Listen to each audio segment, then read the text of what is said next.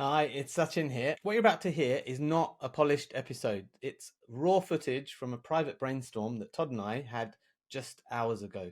Look, we weren't planning to release this publicly, but with the government dropping major changes to chronic disease management and the introduction of CCM with virtually no notice, we knew we had to move fast. And so rather than spending time editing or re-recording, we're pushing this straight into your hands because practice owners need time to understand and respond now. Now, there's some real urgency here because the changes simplified but complex. The timelines are tight and the ripple effects could actually be quite huge. So dive in, listen closely, and start getting your team ready. We're going to be sharing more resources soon, and keep an eye out for a workshop we're going to be running soon. But for now, this is the first step. We'll stay ahead together. Enjoy the show. The nurses are a clinical member of the team, and as such, are required to generate revenue to offset their salary and their cost. Again, much like a GP, except that they have the fortune of having a guaranteed income underneath that. But for a nurse to be paid that in terms of the revenue that they facilitate generating, it's got to be 3 times that just for the owner to break even. So having a mindset of the treatment room being a private room where money isn't lost is the first thing, and then actually to make sure that it's a profitable environment.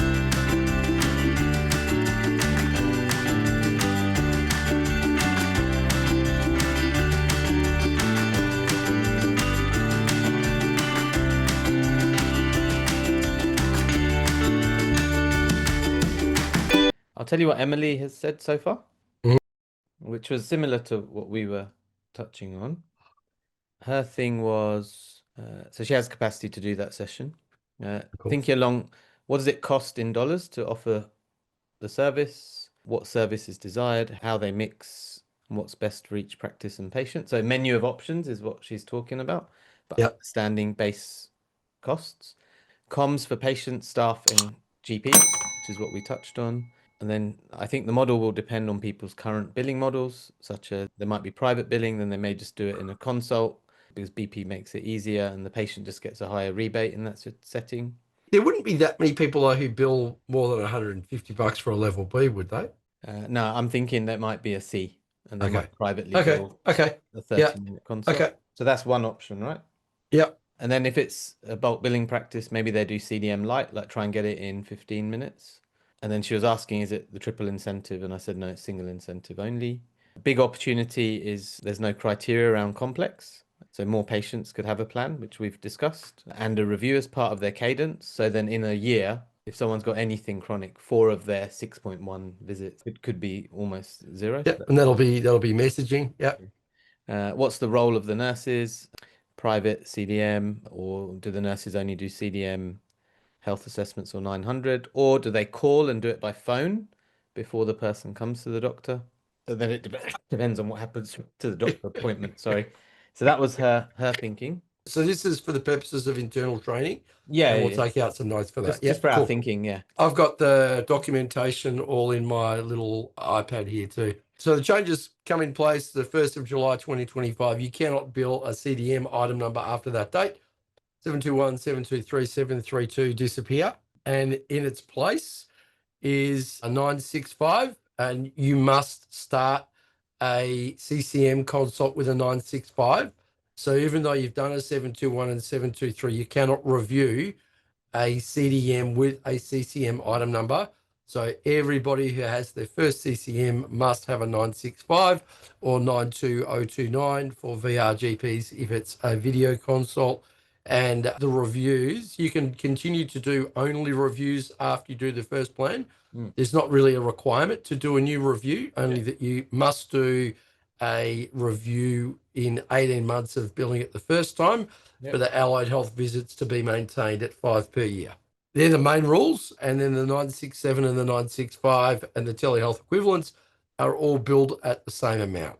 There's no change, $156.55 and 125.3 for doctors that are non-VR. And so if you think about it as if they keep 35% as a service fee, let's do that, but it's going to end up at roughly $100. So 156.55 times 0.35 is 50. About 55. $55. And let's just say that your nurse is on $60 an hour grossed up. That says that the maximum you could commit to the nurse's contribution, to my mind, would be 15 ideally and 20 minutes maximum. So it would need to go from 1 or 2 per hour doing this kind of structure if the nurse was helping, Hmm. to 3 or maybe 4, which Yep. is, surprise, surprise, a lot like a GP. Yep. So nurse for an hour would be 240. No, 220. Yeah, 220. And then if it was three an hour, it would be 165. And then the question is, are these GP only consults? In which case, if they determine that they are within a 15-minute consult, most clinics would have capacity to bulk bill that. If the clinic determined that it was closer to 30 minutes for that type of consult, then there would be a fairly large chunk of practices that would privately bill that, but it would be a much larger rebate than a routine consult. Yeah. And so there's potentially a value gap there for patients, or it could be that the actual consultation is priced at the same gap, and so a substantially higher consultation, in which case there's going to need to be branding about what they are and when they occur. Yeah. You know, So let's just pause there. So if we're talking GP only, there's private bill or bulk bill. And if you're GP only and you're bulk billing, then you're probably looking at 15 minutes. So yeah, if you're private billing, you may offer it 15 and then still bulk bill it because you get yep, a reasonable return for the time. If you're GP only private billing and you want to go longer, then you're probably talking 30 minutes and you might bill it maybe like a level C and then with a higher rebate, or you may decide that you bill it with the same gap as a level C, so then it's similar out of pocket, but much larger a fee. much larger fee and rebate. Cool. So that's GP only. Then we got, and so the 15-minute one would be like GP light. It would be a light version, and the 30-minute might go a bit more in depth. Let's talk nurse and GP. Mhm. What are you thinking there? I think if you're going to do nurse and GP, it wouldn't likely be every consult. Hmm. It would probably be at least once a year, maybe Yeah. twice a year, that the nurse had involvement in. Yeah. And you would have to, the trade-off would have to be less time from the GP. So I'd be thinking 15 to 20 minutes from the nurse and 5 to 10 from the GP. So there'd have to be really good direction within the notes as to what the priority was for the next visit.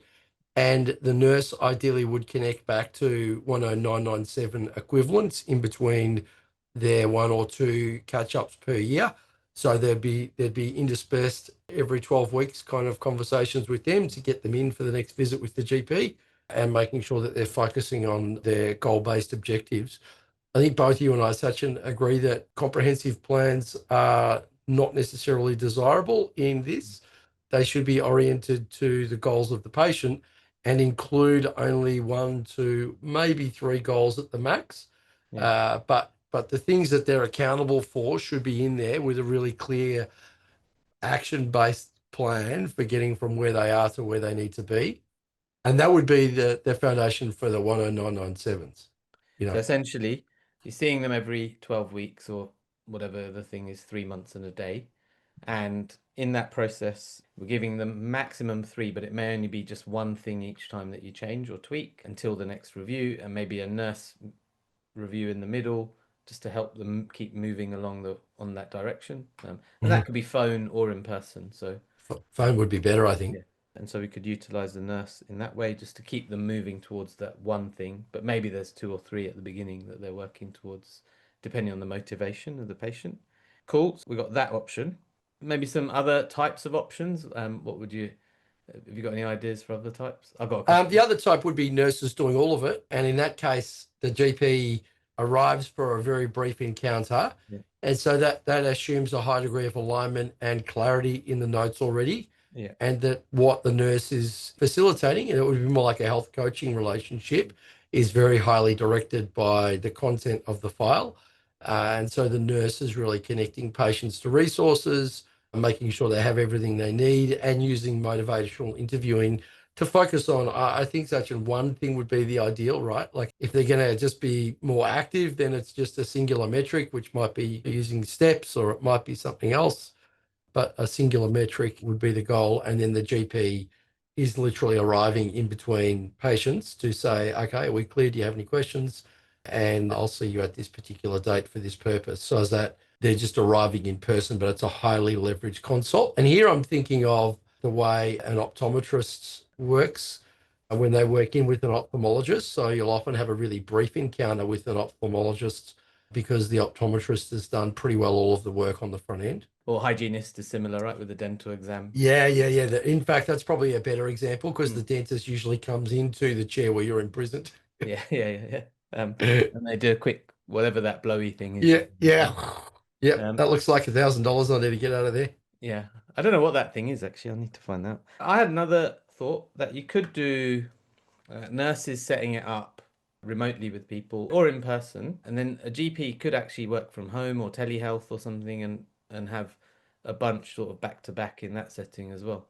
Um, that could be an alternative way, like that could be done. Yeah, I think that you would just need a good digital solution for Mm. both parties signing Yeah. because you'd like to complete the obligations on the call, Mm. but that does kind of lend itself well to somebody arriving at the end of the call, Mm. at the stipulated call. You might need a Zoom room or something like that that's a Yeah. little bit better for that type of environment, in and out. Yeah. And then some kind of digital signing document that allows you to do that. Mm. Potentially the summary and the notes go to the patient as well. So there's a couple of things that might be useful about that type of an encounter. I think that would work really well in resource constrained, geography constrained clinics. So they either can't get nurses, they either can't get GPs, or they have their room usage is Mm. maximized. And so that environment would be good. You know, you've got a 4-room business and a lot of chronic disease. It could be that all of it is done in a video environment, or at least most. That would require a lot of tech Yeah. assistance for the first one, but after that, it should be relatively easy. Cool. So we got that. And then things we need to be thinking about that aren't in models. Are there any other models that we need to broadly think of right now, or is that enough to start with? I did think that there might be a nurse only model, but there Yeah. isn't. Okay. And so that part doesn't differ that much. I think the plan is going to be the key, and both parties signing the plan is a requirement, in which case you do need to, whatever you do, need to have a solution for that. And then what about other things we need to be thinking about? So probably right now need to be thinking about like maximizing the GPMP and TCAs that you do now. Anybody that can have a new one Yeah. should have a new one. So we've got new GPMP TCA now. Whereas you may have had a lower threshold for somebody 15 months in to do that. That makes sense to do. And then my Medicare sign-ups, because to be sure that yours are eligible for you, you can Yep. sort of ring fence it by having them registered. Yep. And so just to be clear, if patients are not registered with MyMedicare, you can do CCM. But if they are registered, it can only be done with the registered doctor Yeah. or registered practice. It's not particularly good at determining registered practice, though, unfortunately. Yeah. So there may be problems with trying to Within. have another doctor at the same practice use it, even Yeah. though that's meant to logistically happen. It doesn't seem to yet. Yeah. In aged care, I think that's been an issue um, on a recurring basis. If you had a problem with a system like that, why wouldn't you just plug more things into it before you fix it? Cool. So smash out as many GPMP and TCAs as can be done for now. Then we've got the My Medicare stuff. You could think about that if you're in a place where there's Yep. practices that misbehave with your patients. Then nurse resourcing, like in terms of like getting our team alignment, there's probably like quite some important discussions to be having with our nursing team, our GP team. What do you think in there? So my thought is that you have to have funding and product to market fit here. And because the funding has dropped, nurses need to cut back, dial back on their time expectations. But I'm going to say, welcome to life as a GP. You know, that is general practice. And general practitioners see people with chronic conditions all the time in time slots that are around about 15 minutes.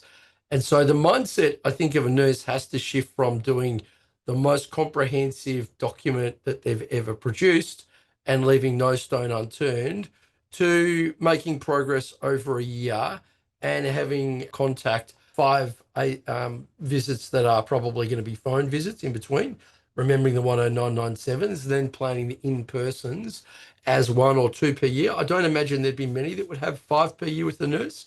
So the nurse will have an increased capacity to do the work but the requirement is that the volume of work will need to be higher to offset the reduced compensation. And there's going to be more space for health assessments and health assessments themselves, the flywheel for the CCMs, as well as medication reviews.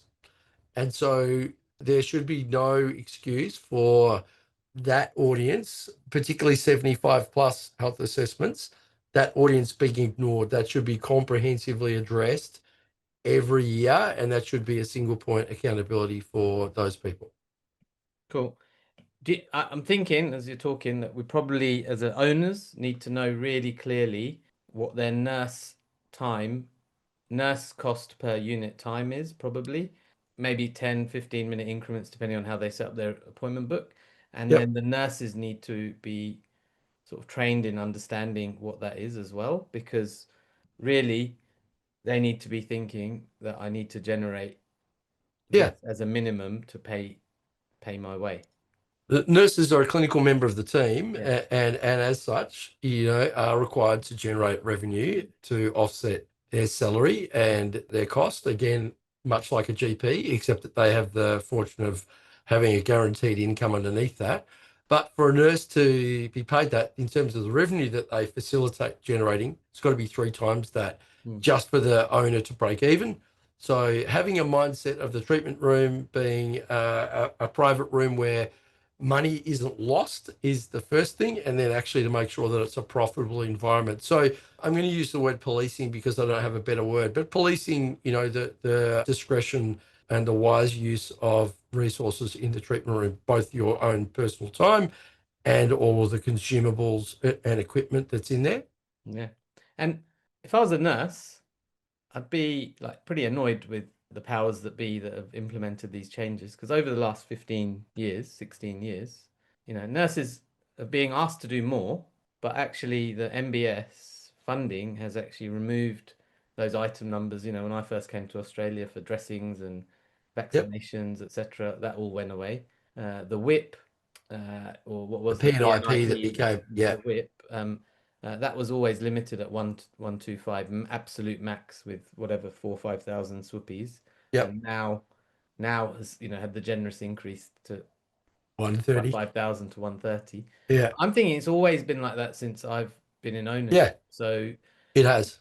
I mean, if that had been, it's probably worth just calculating that. If that had been through inflation, I'll just check that actually. I'll just look it Yeah. up. Um, We know that in that period of time, that yeah, 13, 14 years, I'd be surprised if that shouldn't be closer to $200,000 than yeah, than what it is now. yeah. I'm gonna chat GPT it. How's that? What is inflation adjusted? What do we? It was 125 Yep, in thousand AUD in 2009, compared to its value in 2025. This will tell me in 1 second. It's giving me an explanation. I don't want the explanation. I just want the answer. yep. 183,875. There you go. So So 53K. deficit there as well. Yeah, yeah. It was introduced on January 1, 2012. Oh, was it? There you go. But there was something before that that was similar, right? I Yeah, remember. well, yeah. There was. Cool. So that's been cut out. So between all of that, I think the reality is nurses need to be business savvy because it does call into question, in some places, it will call into question the amount of hours that are funded for nursing. So I think, Sachin, it's important to say that whilst the funding from other bodies to nurses has gone down, that's not true of their salaries. And so the person who's borne the brunt of that gap is the owner Yeah. of the practice. And so I think one of the very real consequences here is that there will be a lot of clinics who actually say, I don't need a nurse, and will kind of do away with that because typically the PNIP slash WIP probably funds around about 40%, maybe 50% of the cost of the nurse. Mm. And those that have dubious utilization or inefficient allocation of resources may well think, you know what, we won't do this. And that may give them back a room in the clinic as well for a GP. So if the nurse had their own room.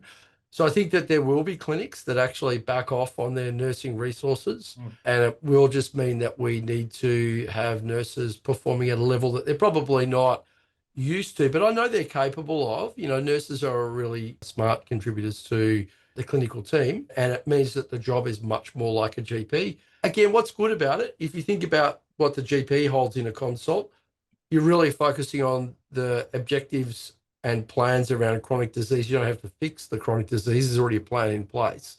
Mm. So it very much is a health coaching type role. And so you're going to need some experience in influencing people and influencing outcomes. And there kind of be a false belief that more time is required to get better outcomes. And then I think we said that there should be no reasons that health assessments are not comprehensively done. And you would expect medication reviews to come back onto the agenda and being a high focus again.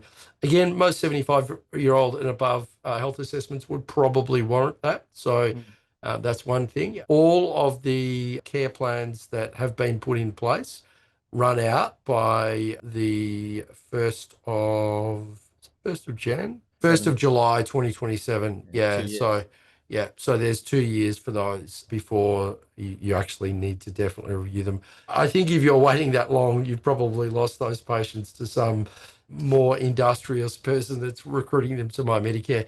And that's likely to be the biggest issue. Patients just arriving in a clinic for care and being shifted across to MyMedicare for that location.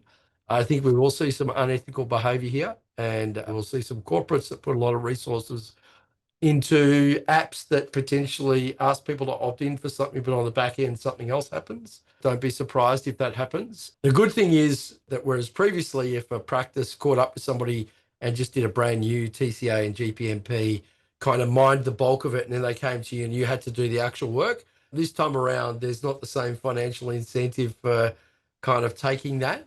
And the other thing we didn't talk about with this section, the documentation requirements are pretty light on.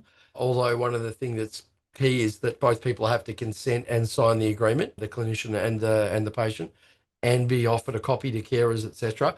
The other thing that we need to just make sure is we've got good processes for referring to allied and other providers.